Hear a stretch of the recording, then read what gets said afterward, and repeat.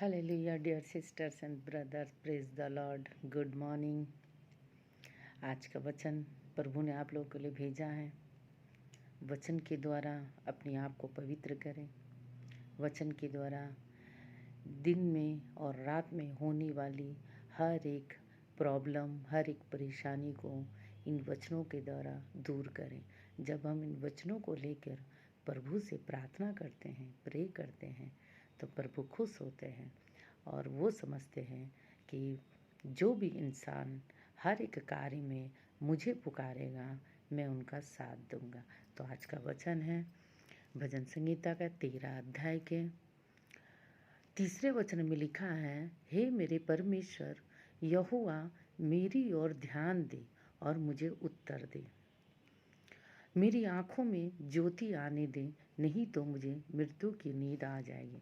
इसमें लिखा है मृत्यु की नींद आ जाएगी। इसमें क्या, मृत्यु के मतलब ये नहीं कि हम मर जाएंगे। जो भी इंसान प्रभु के नज़दीक रहता है, जो भी इंसान अपने कार्य में प्रभु को साथ लिए रखता है, परमपिता परमेश्वर की इच्छा के अनुसार चलता है, उसके अंदर में जीवन होता है।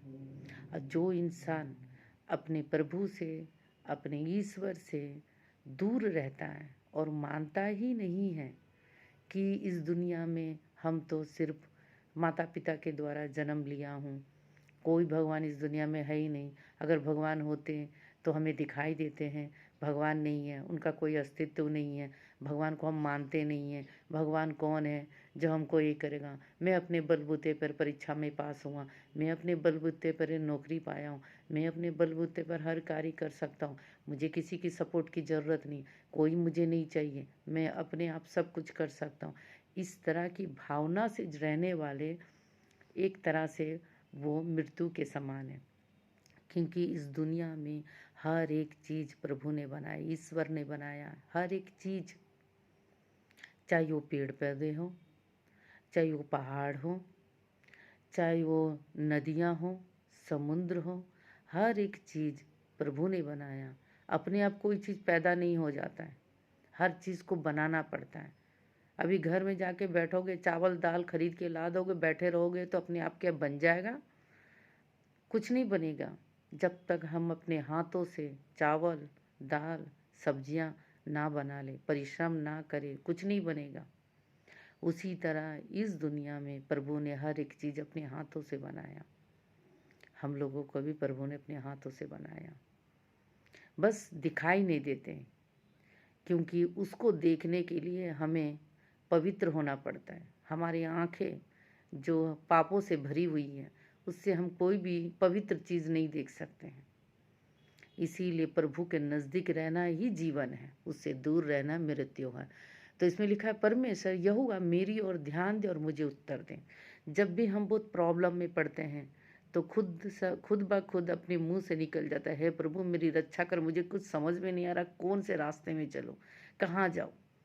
ये सब इंसान तब करता है जब बहुत बड़ी प्रॉब्लम में पड़ जाता है, उसको कोई समझ में नहीं आता, तब ईश्वर को पुकारते हैं।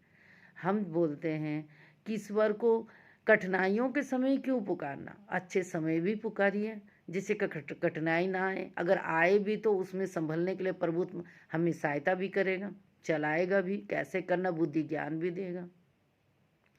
इसीलिए प्रभु को हमेशा अपने ध्यान में, अपने मन में, अपने जीवन में, अपने परिवार में रखना बहुत ज़रूरी है। तभी हमें बल भी मिलेगा, धैर्य भी मिलेगा, शक्ति भी मिलेगा। तो इसमें लिखा है, परमेश्वर यहोवा मेरी ओर ध्यान दे, मुझे उत्तर दे। प्रभु तभी हमारी ओर ध्यान देगा जब हम प्रभु को अपने ध्यान अपनी ओर करने के लिए उसी टाइप के कार्य करने पड़ेंगे, उसी टाइप का चाल चलना होगा।